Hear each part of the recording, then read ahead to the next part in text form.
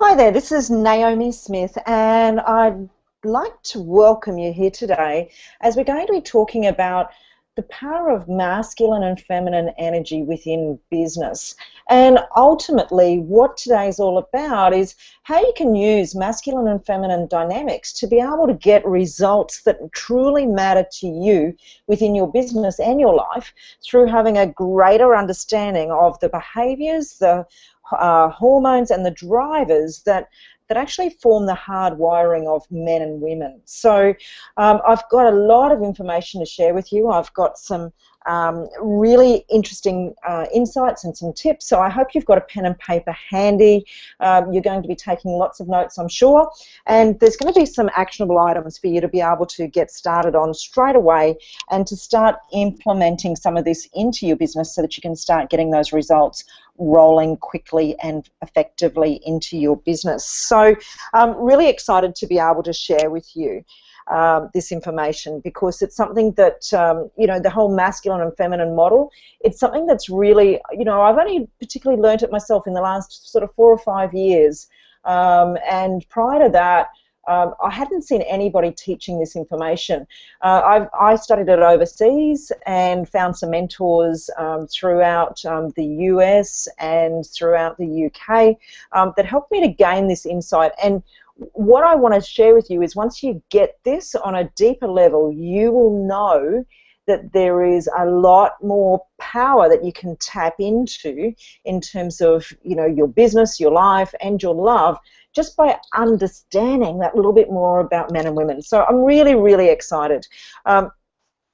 So let's get started and, let's have a think about it. I guess, first of all, what are the results that you particularly want in your business? And, ultimately, we need to be crystal clear about what is it that makes us feel and know and believe that we are successful or fulfilled within our business. So, what I normally suggest to business owners is have at least three key measures that are going to help you to know that you are on track in your business. Now, everybody's business is different, and it would be wrong of me to say that there's 3 specific drivers that everybody should have, because we all have different motivations and different reasons for wanting to be in business in the first place and different priorities. But, what I'd suggest is, if you haven't already done so, please, make a note today to be able to identify the top 3 areas that you can track your results. Because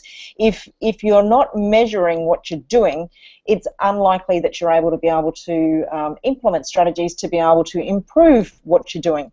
So, some of the things that you might like to consider when you're talking about your top 3 priorities in your business is the number of hours that you're working each week. It might be the money that's coming in each month. And when I say money coming in each month, what I really want to encourage you to look at is money that's left at the end of the month after you've spent all the expenses that go into running a business. So your net income. It might be your turnover. It might be your pipeline for future business that's coming through. It might be your conversion numbers. So, you might be able to talk to, 20 prospects in a month, and you might be only converting 5 of those. So, maybe if you start tracking your conversion numbers, and if you build that 5 up to perhaps 10, you've increased your conversion rate from 25% up to 50% without having to do much more work. So, some of these sort of key areas will help you to be able to pinpoint the focus areas to be able to, drill into to keep improving. So, so think of 3 primary measures. The reason I say 3 is if we tend to have too many primary areas that we're monitoring each month and that we're close on, it can tend to get a little overwhelming, and it tends to get a little less controlled. So just pick your top 3 areas that are the most significant in your business, and focus on those 3 and get those 3 priorities really, really crystal clear in terms of what you want to get out of your business. Because one of the things that I know is that, for a lot of us who start off in our own business, you know, we all go into business with absolutely the right intentions. We all go in there because we want to make a difference. We want to create a lifestyle for ourselves and our families. We want to make a good income. We want to live a good life. We want to be able to provide for those that we care about. You know, we have a gift to share with the world. And, you know, we go into business, you know, with a lot of really good intentions and a lot of awesome reasons. But, you know, the truth is that running a business can be challenging. And very often once you get into the business, you start to see a lot of, you know, a lot of things that, obstacles, that things that pop up that kind of can, you know, feel quite challenging when you're out there and you really want to get in there and do your thing. You know, often business owners say to me they get into business for the one thing that they love to do, yet they only ever spend about 20 to 30% of their time doing that one thing. The rest of their time is sort of chewed up doing things like admin or you know, juggling all those different priorities like the house, the kids, and, you know, marketing and accounting and serving and, you know, sourcing staff and finding products and arranging finance and all sorts of things. So, you know, be prepared, I guess, with you know, some strategies for how you're going to be able to overcome some of these obstacles, and be prepared to wear many hats, because, you know, if we don't have some strategies in place and all of these obstacles start to come up, it can feel really, really tiring. And, you know, that's when we risk burnout. That's when we risk having, you know, brain fog from our heads just so full of things that we can hardly sort of focus. Risks running, you know, financially into some financial issues where we can, you know, our cash flow can dry up. And, you know, a lot of the time people end up working more in their own small business than they would have in a real job, and for less money. So, you know, be prepared for managing those obstacles, and we're going to give you some strategies today to be able to help you through some of those.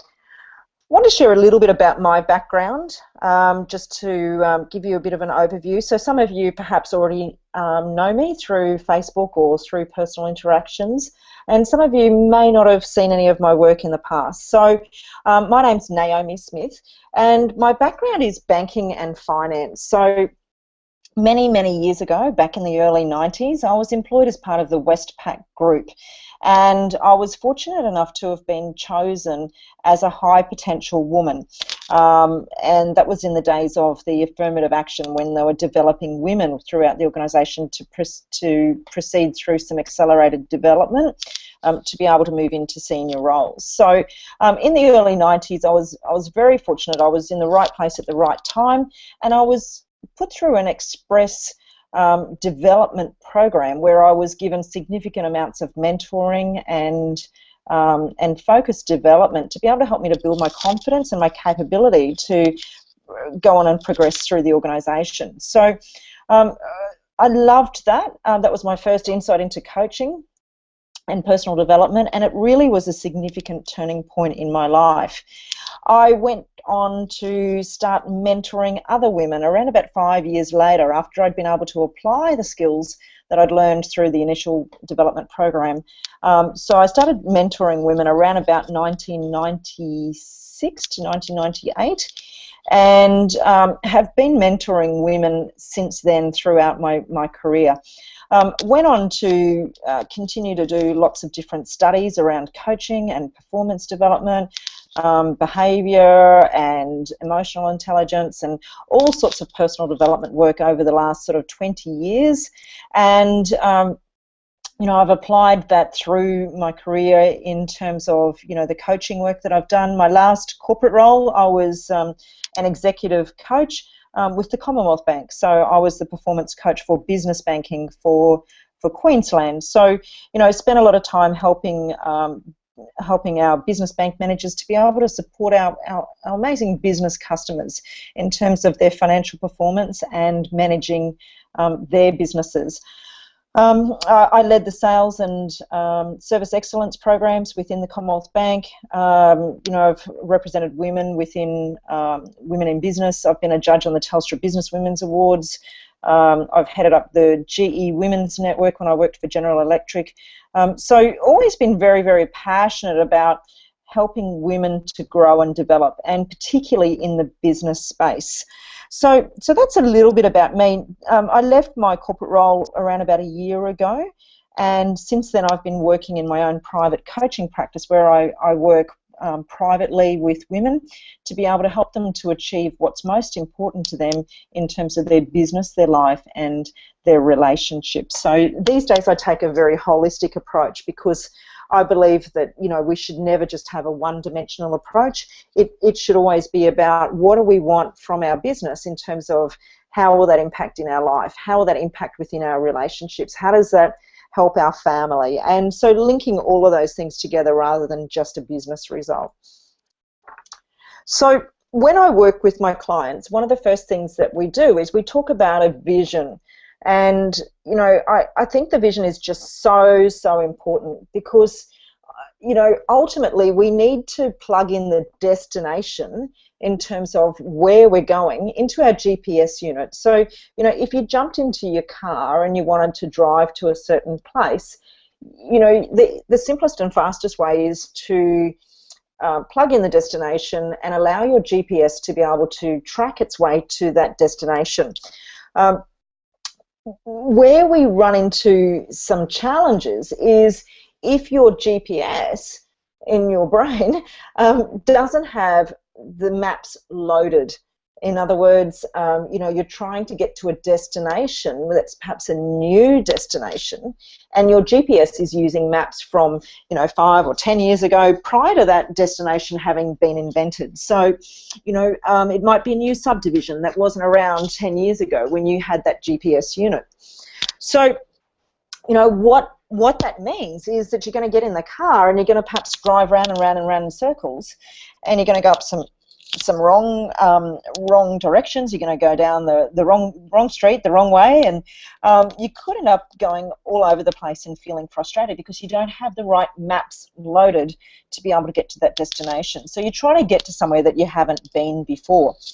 So, you know, the simplest way that we can do this is to visualize it. So in our brain, we need to be able to have maps loaded. And by maps, I mean neural pathways, thought processes in terms of how do we get there.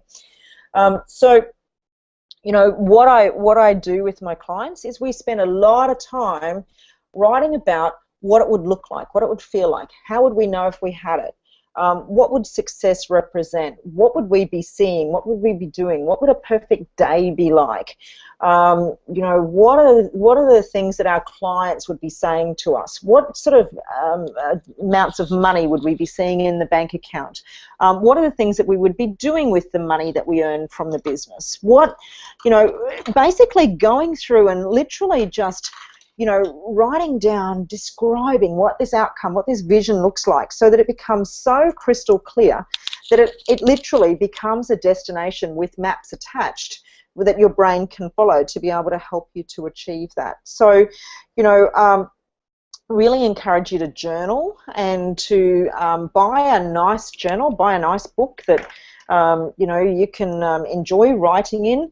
Really like writing from the hand as opposed to typing, because it engages different parts of your brain, and it just switches off from that technology side, and it's more likely to come from your heart as opposed to your head when you're sitting at the computer. So, you know, grab a pen and paper and describe everything that you can about, you know, why you're in business, what is important about it, you know, what are the things that you're doing, and just get into that space where you can see it, smell it, taste it, and feel it.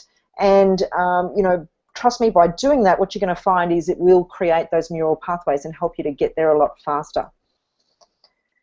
The next thing I want to talk about is about being an expert. Now, you know, I think that if we're in business and we want to win the confidence of the people that we serve, we need to be able to position ourselves as an expert in our topic. So, you know, what type of expert are you? What is it that you know more about than anybody else? You know, what is your claim to fame? What is your specific skill that you can bring that nobody else has?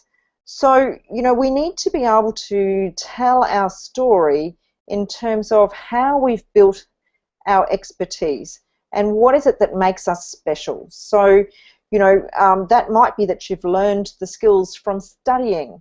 It might be that you've actually gone out and done it yourself. It might be that you've seen other people do it, that you've observed it. But, find a way to be able to tell your story in terms of what is it that makes you a credible expert, because when you're positioning yourself as an expert in your industry, and it might just be from the way that you language it and the way that you talk about it, you can charge premium prices as opposed to somebody who is not positioning themselves, and it could be just the languaging, who's just stuck with charging the run-of-the-mill prices. So, write your expert story in terms of what it is that makes you special and why you're an expert, and be ready to share that with potential clients. The other thing that I really want you to be focused on is, what is your magic? So there's some things that you're going to be able to do better than anybody else, and faster and more effectively. So, we each have a gift, and sometimes when we're sort of in it every day, we don't always realize how special our gifts are. But, there's something that you do that feels effortless and feels easy, and it just happens without you having to do too much work.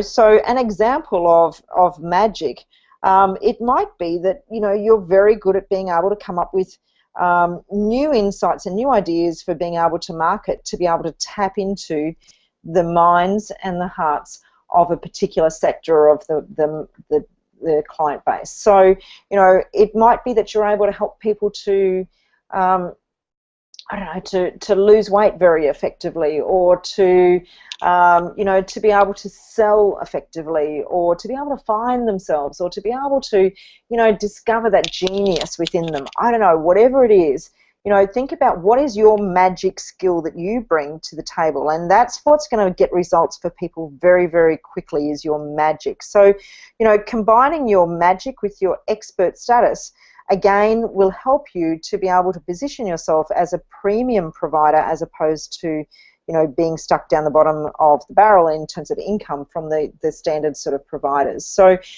be prepared with a really good story around both of those. The next thing that I think is essential in business is to have an amazing elevator pitch. Now, an elevator pitch is basically like this. If you got into a lift with somebody, and they happen to be the CEO of a large organisation, and you wanted to do business with them, and you've got about 30 to 60 seconds in that lift, what is it that you do, and how do you help them?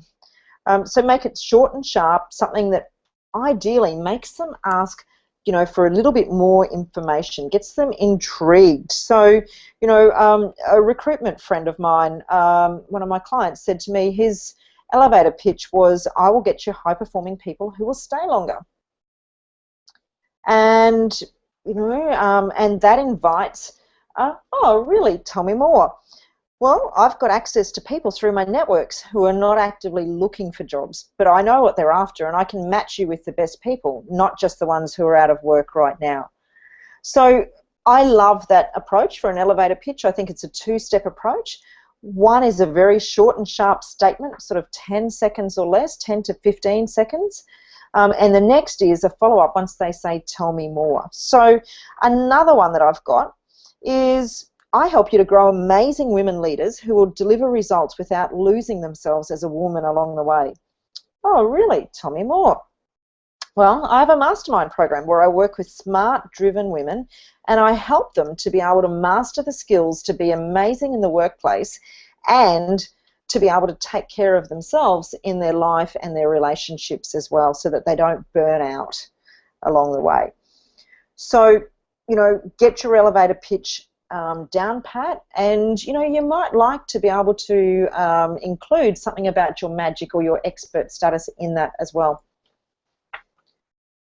So the next thing that I want to talk about is moving along. We said we'd start at the beginning, that we'd be talking about masculine and feminine. I want to talk about men and women, and why we need to have different approaches when we're dealing with men and women in our business. So the truth is that, men and women are different. We're not the same. Just like an apple and a pear are not the same, men and women are not the same.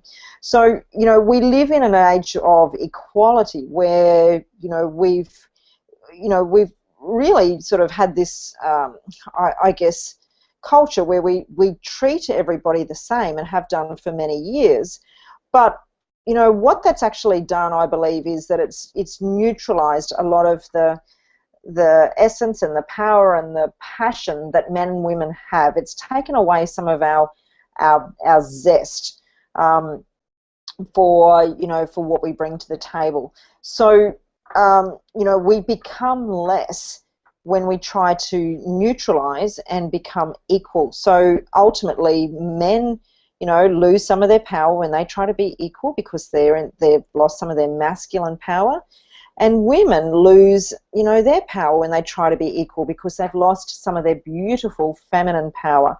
So, what I'm going to share with you today is how to step back into, your feminine power and to be able to inspire and provide the environment for those around you, whether they're men or women, to be able to step into their masculine or feminine energy in a way that's going to help to bring out the best in them and bring out the best in the interaction that you're having, and again help you to drive those results that are going to matter most for you in your business.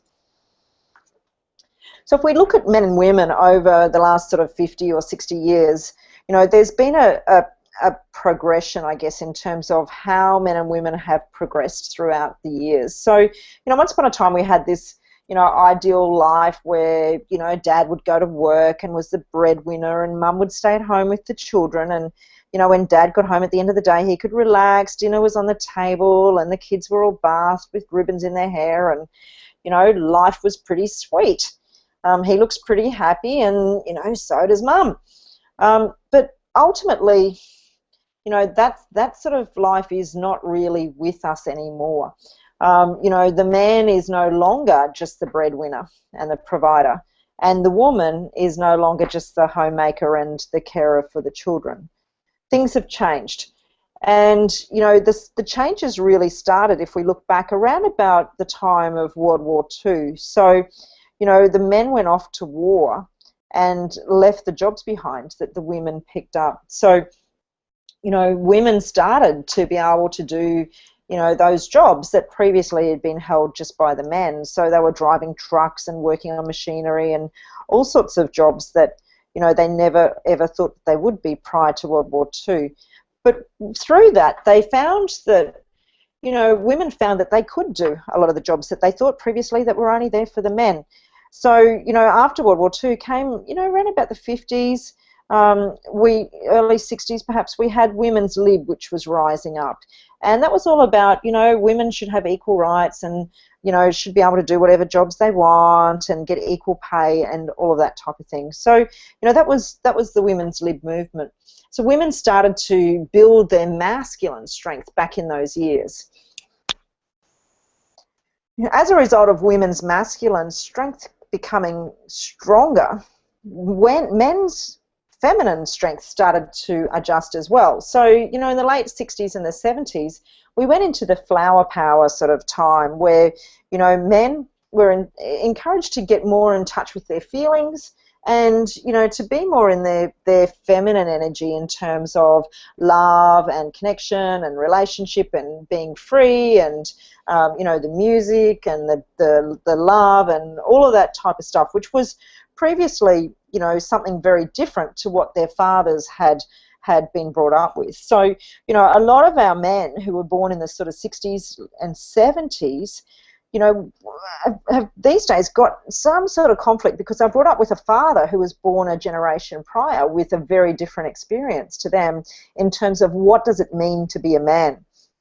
And I think the generation in the late 60s and 70s was the first generation of men to really come through with this feminine energy that was part of who they were. In today's world, we've got equality. So equality is all about, women being able to be, do and have whatever you want in life on the same terms as men. So, the challenge that I see with equality is that, women have actually gained equality, but what they've really gained is the ability to behave and act like a man. So if we look at the picture here on the screen, you'll see that the woman, has got the short haircut. She looks like a man. She's wearing a man's suit. and she's shaking his hand just exactly like the man is. So, you know, what she's doing here is behaving in a masculine way to be able to gain that equality that she's got. Now, when we get into that masculine energy, it neutralizes our feminine energy. In fact, it can actually produce, you know, a stronger masculine energy than some of the men are holding, because the men's, you know, masculine energy will often, you know, regulate around the masculine strength of the woman. So, you know, as one goes up, the other goes down. So, you know, these days we're actually seeing some relationships where the woman is carrying the masculine energy within the relationship and the man is carrying the feminine. And that can really mess people up, because it can ultimately result in an imbalance within the relationship, and that can, you know, end up in things like neutrality, where, you know, the sex, the passion, the love, the joy, and the connection is really gone, and you're almost living together as 50-50 sort of, you know, partners, but, you know, no zest and no zing anymore within the relationship. So, you know, that's a dangerous place for a woman to be as well, because when a woman is strong in her masculine energy and out of balance in her masculine, she's likely to burn out, because it takes a lot more energy for a woman to act like a man than for a woman to act like a woman. So, you know, we're going to be talking today about how to use your masculine and your feminine strengths to be able to get the results that you want without turning into this sort of hypo masculine woman, because ultimately when you turn into that, you know, very, very strong masculine type of woman, you're going to repel what you want most, as opposed to being able to attract it. The Dalai Lama talks about, you know, the world will be saved by the Western woman, and I think that, you know, there's absolutely a time for us as women to be custodians of what does it mean to be a strong woman today. What does it mean to be powerful as a woman? And how do we want to redefine power and strength for our daughters and our young women that are coming through, who are looking to us as role models, the ones who look to us and learn from us through our actions and how we are being. So, you know, the last thing that we want to be able to do is to turn into this sort of psycho woman that, you know, the men don't want to be around because we've taken on this crazy, you know, masculine role, and, you know, they want to be anywhere other than where we are when we're in our masculine. You know, it's not an attractive place. He's going to want to go to his man cave to disappear, and she's going to get really frustrated because he's not around and not stepping up. And, you know, I get this all the time when I coach my private clients. They'll say to me, you know, the women will say, I seem to only have wussy men that won't step up. And the men will say, I've got all these ball-busted chicks who just want to be in control all the time. So, you know, that's an absolute sign of masculine and feminine energy out of balance. And it's not a good look for any of us. So we want to avoid that. So what is masculine and feminine energy? Whoops, slipped one slide. There we go, back to the right slide. Masculine and feminine energy, there's two sides. So obviously we all have both. And a healthy man will be around about 60 to 70% masculine and in his behaviours, and around about 30 to 40% feminine, and vice versa for women. So, you know, we're all going to be both. It's not a one-size-fits-all. We're going to step in and out of our masculine and feminine energy. But the key to this is to be able to use your masculine and your feminine energy in the right context. So, you know, there's going to be times when you need to step into that masculine energy, which might be needed to get a particular result.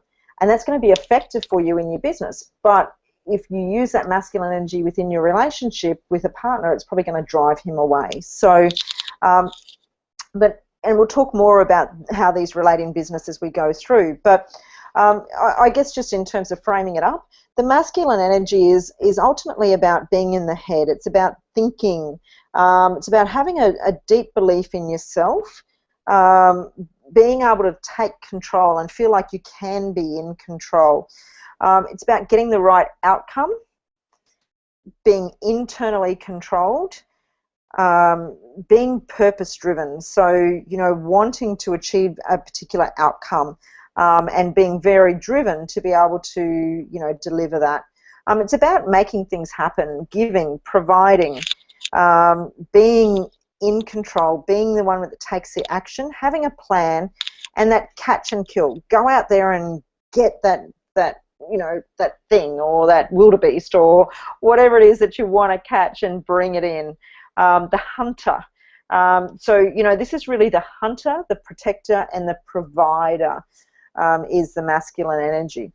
In the feminine energy is ultimately about the heart, and, you know, these are the nurturers. So this is all about, you know, being able to feel and be in your emotions. It's about believing in others and inspiring others. It's about doing things the right way, letting go of the need to be in control, and, you know, looking for others to be able to just go on their own way, and, you know, you look after what's important to you. Doing things the right way, relying on external validation. It's about having the right relationships that feel good, being able to allow and receive, and inspiring others through your actions and the way that you think and be. And ultimately, a beautiful, feminine, radiant woman is somebody who is happy within herself. And, you know, she's happy within herself because she's taking care of herself and her feminine needs. And she is able to relax and receive nurturing. And that is the woman who will be able to draw in through her feminine power, you know, a lot of beautiful things, and a lot of people that just want to take care of her and give amazing things to her. Now, we spoke about being in business to get results, and one of the key drivers for getting results is money. So I thought it might be, you know, imperative to talk about money and how men and women approach money differently. So, you know, if we look at the source of money, or I guess who holds money within the world, you know, I looked at the top 15 world billionaires, and out of the top 15, there's only 3 who are actually women, and those 3 women are all women who have had family money. So 2 of the top 3 women in the top 15 billionaires in the world are from the Waltons family, which is Walmart in the US. So, you know, they've inherited money through their family. And the third lady is, her name is Lillian Bettencourt, and she comes from the family who produced L'Oreal, and so she's inherited the money as well. So, you know, if we look at the self-made wealthy, it certainly is the men, as opposed to the women who've got the family money. And why is that so? You know, the truth is that men think bigger when it comes to money. So, you know, a lot of the times, you know, women don't think big enough, particularly around, you know, what is possible in terms of your business. You know, we often set out in business to be able to provide a nice income and a lifestyle for our family, but, you know, we cheat ourselves of the opportunities because we don't see a big enough vision. So, you know, one of the things that I would encourage you in terms of when you're doing your vision for what it is that you want to get out of your business is to tap into a man to be able to help you to create a bigger vision that's going to really serve you from a money perspective, and to tap into what is it that is possible, because I truly do believe that men are better at creating bigger visions for money, and we'll talk a little bit more about that as we go along. So, you know, men and women do have different perspectives when it comes to creating wealth. Men tend to be very competitive when it comes to money. They tend to want to get the best result, whereas women will tend to want to stay safe and secure. So, you know, men are driven because they want freedom. Women are driven because they want quality of life. Men are all about getting the quick results, the short term, whereas women will typically look for a longer term approach. Men are very independent. They want to go off and do their own thing, whereas women want to be able to share and talk about things and be involved in the process and involve others. Men are typically very bold and will take risks, whereas women are more risk adverse and will tend to be more on the conservative side. Men will be fast and impulsive, whereas women tend to be more slower and will research thoroughly. So, you know, when we're talking about significant amounts of investments for men and women, we need to be able to understand some of these core drivers in terms of supporting and nurturing them along their way in their buying decisions. You know, there's no better demonstration of, I guess, you know, men's and women's money approaches than the GFC and what happened in Wall Street. So, you know, if we think about Lehman Brothers, that was totally run by men, and Wall Street is the Wall Street markets, the stock markets, is an example of a business that's run pretty much predominantly through men, young men, with lots of testosterone. And, you know, very much about being competitive, about, you know, reacting fast to the market, and being able to take risks and get the instant results. So, you know, that can work very, very well in good times, but it can also be challenging in times when things are not so good. In fact, there was a study done around the GFC that proved that the most effective group of I guess balance in terms of the funds managers was 70% men and 30% women. So, you know, when they had too many women on the fundraising panel, what that meant was it was too conservative and they didn't get the returns. When they had too many men, it was too risky, and they took too much risk and they lost a lot of the money. So, you know, the right approach, I guess, in terms of, you know, trying to make money and look at money is to predominantly work from the masculine energy, and that is the way that, you know, you'll get the best returns. So around about that 70% in the masculine and 30% within the feminine. Now, if we look at when we have problems, you know, and we are in business to solve problems, so, you know, otherwise we shouldn't be in business. So people should always have a problem if they need our solution, you know. So when we're looking at how to serve our clients and looking at their problems, ultimately we need to understand how men and women are going to approach problems differently. So men will typically want to fix it or bury it. If they try to fix it and make it go away, fantastic. If not, they'll just move on, because they tend to compartmentalize and shut that off if they can't work out what the solution is. Whereas women will sit on that problem and want to talk and talk and talk and talk and talk until they feel like they can get a resolution. And sometimes that frustrates the heck out of men, because they're saying, well, look, you know, let's just get the thing fixed or put it away. So we have different approaches there. Men prefer a linear approach, which means step 1, step 2, step 3, step 4, step 5. Whereas women will tend to jump all over the place, and they might talk about step 5 and then step 3 and then step 2 and then step 1, and it can go all over the place, but it's still just as effective. It's just different. So, you know, adapting your behavior and allowing the men and women to go in whichever way they need to is important. Men will be typically, you know, looking at problems from a logic perspective, whereas women will look at it from a what feels right perspective. So, you know, using different languaging when you're solving those problems.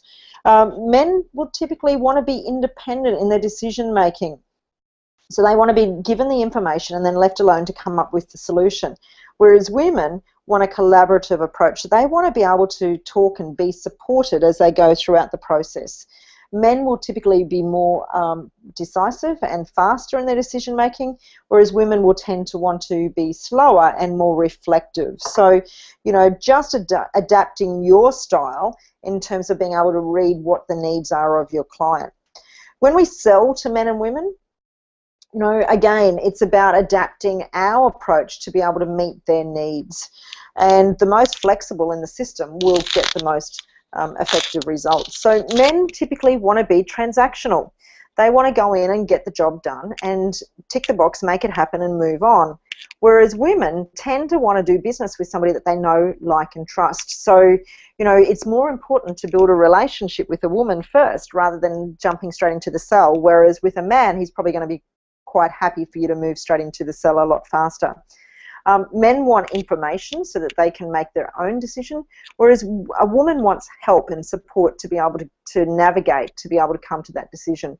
Men want to be independent, whereas women want to feel reassured that they've made the right decision.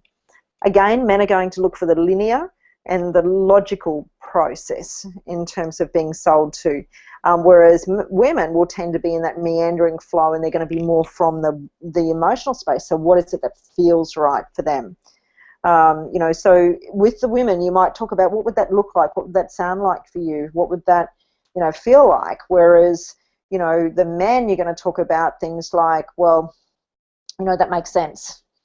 You can see that if you do A, B, and C, you're going to see that D is the only right solution for you. So adapting your language according to being, tapping into those senses or being more into the logic.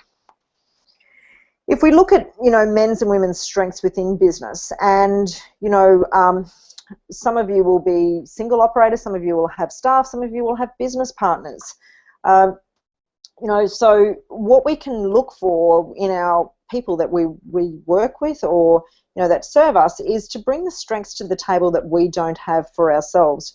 Very often we look for somebody who is thinking and behaving like us because we like those people and we find that they're easiest to do business with. But what we truly need is somebody who thinks differently and opposite to ourselves so that they can bring strengths that we don't already hold. So, men are typically better at, control, sort of bringing things into line if they get off track. They tend to be better at execution, bringing things together, making it happen. They tend to be, better at, being given a job and just delivering on it, whereas, women tend to be better at feeling more involved in a team and bringing a team result. Men are better at the acquisition or the hunting, so going out and finding new business is typically a skill for men, whereas women will typically be better at the nurturing and supporting, developing relationships. So, whereas men might sort of bring them in and then do the business and let them sort of sit there on their own, the women will take care of them along the way.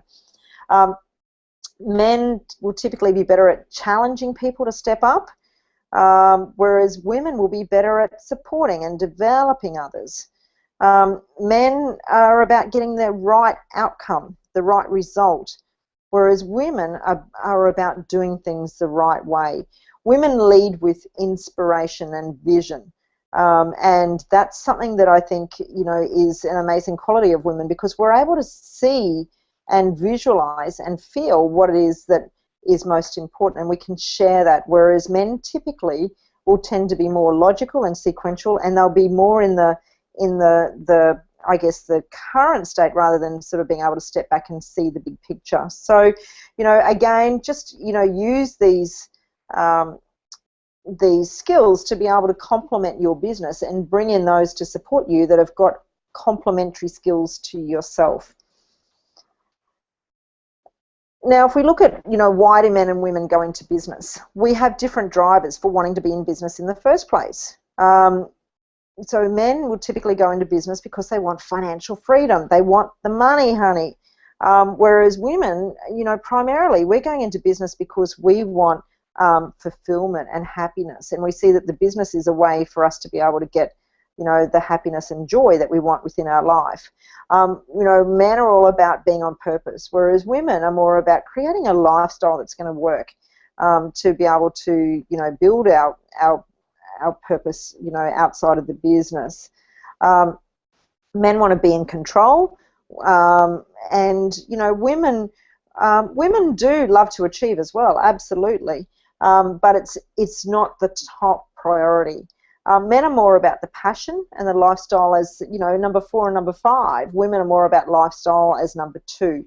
So, and money for women comes as number 5, whereas financial freedom and money for men comes as number 1. So, we do have different reasons for going into business, and, often what you'll see is that the results that we turn up in our business will follow what it is that actually is our core drivers. So, women will often get that happiness and lifestyle, but without the money, whereas men will sometimes get the money but without the lifestyle. So again, it's about using people on your advisory board or involving people in your business that are going to help you to have both. So if you're a woman and you're getting your lifestyle and the fulfillment and all that type of thing, and you really want to get the money, it's probably a good idea to get somebody who's got a fairly good amount of masculine energy that can help you to drive that money goal.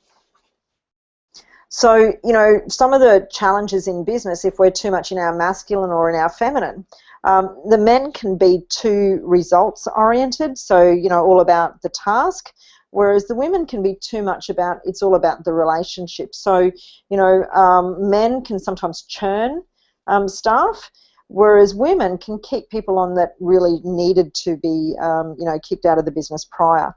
Men want to be in control. Women want to be liked, because relationships are more important to women. Men are sometimes find it difficult to see the bigger vision and to dream, whereas women tend to sometimes find it difficult to execute and bring that detail and strategy down. Men tend to be blind to their surroundings, whereas women tend to get distracted easier. Men can be emotionally disconnected, which means that they don't always get that extra loyalty from their connections, whereas women can be too emotionally connected, which can stop them from actually getting the money that they need. So again, a balance of masculine and feminine, and how do we need to dial up on any of these areas that are actually blocking us from getting the results that we want most. Now, one of the things that I think is, a big issue for women in particular is being able to give ourselves permission to have it all. So, we want that lifestyle. We want the work that's meaningful and, has it on purpose, but we want the money as well. And, we need to sort of start with, what part of ourselves is actually blocking ourselves from being able to have it all? What is it that we think we can't have? And, who are we waiting for to give us the permission to actually live the life of our dreams? One of the challenges for us is that, we allow our personal power to be diminished through, the thoughts and the feelings that go through our head. So, very often when we've had challenges in our life, and it might be a challenge within your relationship, it might be a challenge as a child, it might be a challenge at school, when you're bullied, it might have been a previous job, but all of these experiences that we have can leave wounds that can block our ability to feel powerful and to be able to allow ourselves to receive what it is that we want most, in terms of what does it all mean to us to have it all. When we have guilt and shame about not being good enough in something, not being good enough, in any part of our life, that guilt and shame can erode our worthiness and can tell us that we don't deserve to receive what we truly, truly want. So, one of the things that I actually do with my clients when we work together is to check in to see what beliefs are sitting there, which are around doubt or fear or failure or any sort of worthiness issues that are sitting there, because we need to clean those up, or you will always repel what it is that you want most. And ultimately, it's about being able to feel powerful and in control to be able to get what it is that you want most. So, what does personal power mean? I don't see power as something that's, with a big stick where we control others. I see power as being able to control ourselves. And, controlling ourselves for me starts with, having the clarity to be able to consciously use our thoughts, feelings, and our knowledge to work in a way that brings us an outcome in a positive way. The key words there are consciously consciously. So, you know, having the clarity to consciously use your knowledge. So, you know, often we spend our life on autopilot where we're subconsciously behaving on old, you know, old patterns of behavior. This is about building enough knowledge and skill to be able to consciously choose which behavior is going to serve you the most to be able to get what you want in the context of, you know, what you're trying to create. Richard Bandler, who's one of the teachers that I particularly admire, he was a co-creator of Neuro-Linguistics Programming, and he said, you know, real personal power is knowing what you do well and knowing what you don't do well so that you can know what to learn next. And I think that that's, you know, very applicable in terms of masculine and feminine energy, because there's some things that men are going to do better than women, and there's some things that women are going to do better than men.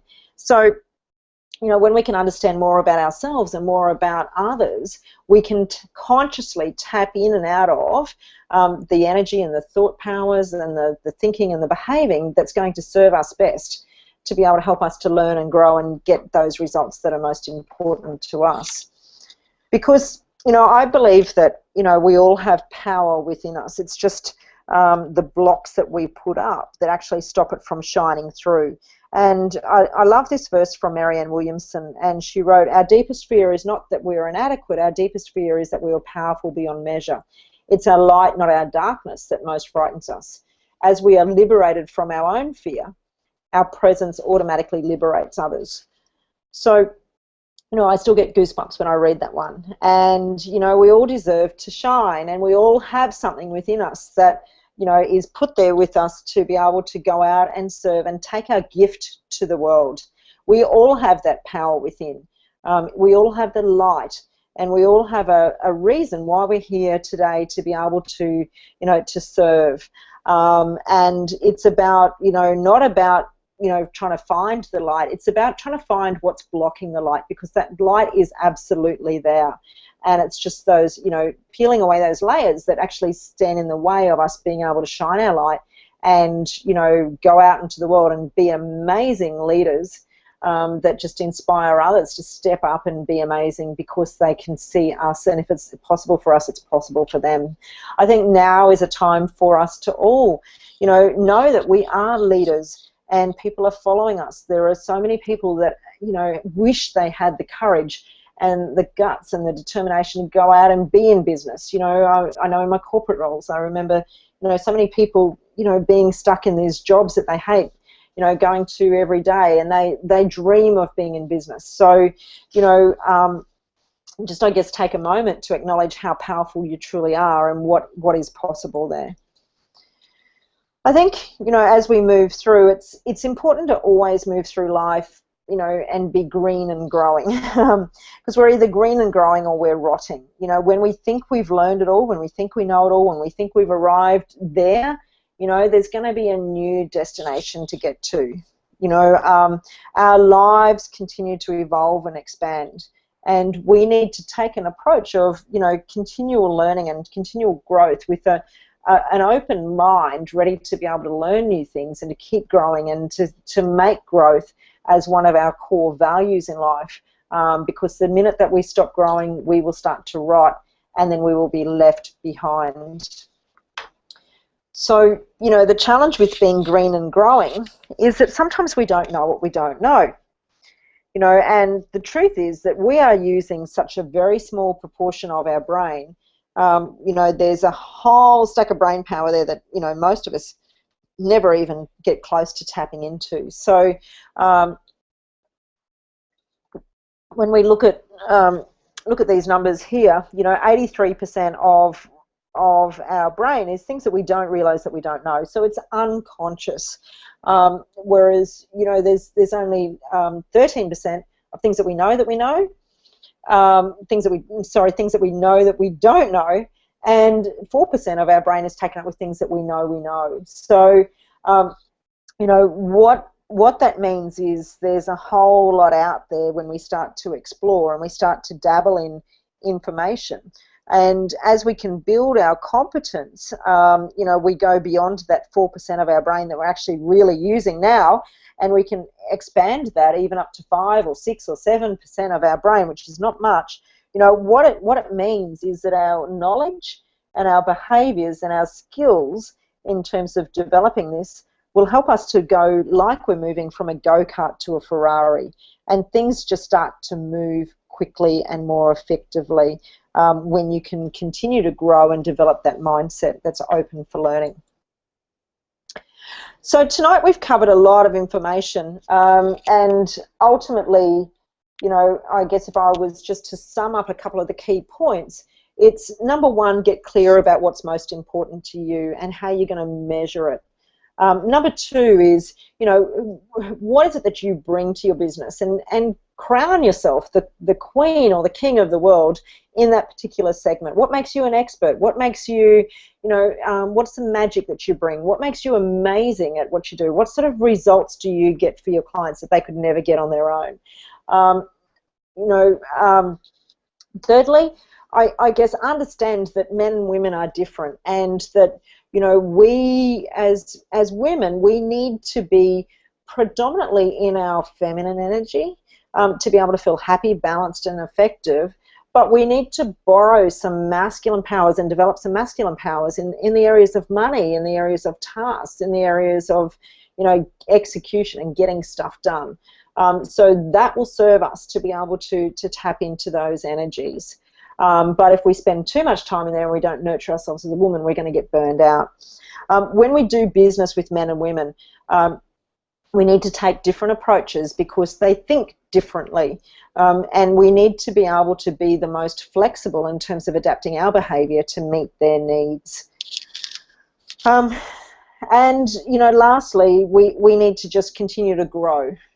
And we need to give ourselves permission to, you know, to want it all and to have it all. But we need to continue to grow and to learn and to apply what we're learning, because, you know, to know and to not do is to not yet know. It's like going along to, you know, a gazillion personal development seminars. You know, you have this amazing 3 or 4 days, you're all hyped up, and then you walk away and you put your manual on the bookshelf, and you forget all about it, and you might implement, you know, 3 or 5% of what you've learned. You know, we actually can learn, but we don't integrate that learning until we take action. So, you know, taking action is really, really important, and that's when the learning actually gets integrated and embedded throughout our neurology, and it becomes who we are and what we do when we start doing it, as opposed to just knowing. So, you know, really encourage you to get into some action and make things happen, because that's when you're going to take your knowledge into, you know, a result. Now, lastly, as we finish up, I just wanted to encourage you in your business to consider mentoring. Now, I am a mentor and an executive coach, but, you know, if you feel that you resonate with my work, I would love to chat with you about mentoring you and helping you and supporting you along your journey. You know, I may not be the right mentor for you, but, you know, what I do want to say to you is that, you know, find somebody who is. Find somebody who's amazing. Find somebody who's going to help you to understand yourself better than you see yourself right now. You know, find somebody that will help you to see a bigger picture, help you to believe in what's possible. Find somebody who's been there, done that, who can support you, who can help you to see your blind spots, you know, to see the things that you're missing, to help you to have another set of eyes and ears for decision making. And ultimately, what a mentoring relationship is all about is about speeding up your results, getting there a lot faster than you ever would on your own. And, you know, there are some amazing mentors out there. I've been mentoring myself for around about, you know, 15 years. I've been mentoring women both in the workplace and in private business, in practice. And I have had mentors. I've had many, many, many mentors over the years. And one thing that I can say is that I will continue to invest in mentors for the rest of my life, because they help me to grow and become more and to achieve more as a result. So, you know, do yourself a favor and, you know, seek out a mentor, because I promise you it'll be one of the most amazing things that you'll do in terms of, you know, growing and developing in your business. So, so ultimately that takes me to the end of the presentation today. I hope you've taken lots and lots of notes, and I hope that some of this information is really going to make a whole lot of sense to you, and that you can go out and actually apply this and take action to be able to create those results that are most important to you in your business. So have an awesome day. Go out and be amazing, and I will see you on the other side.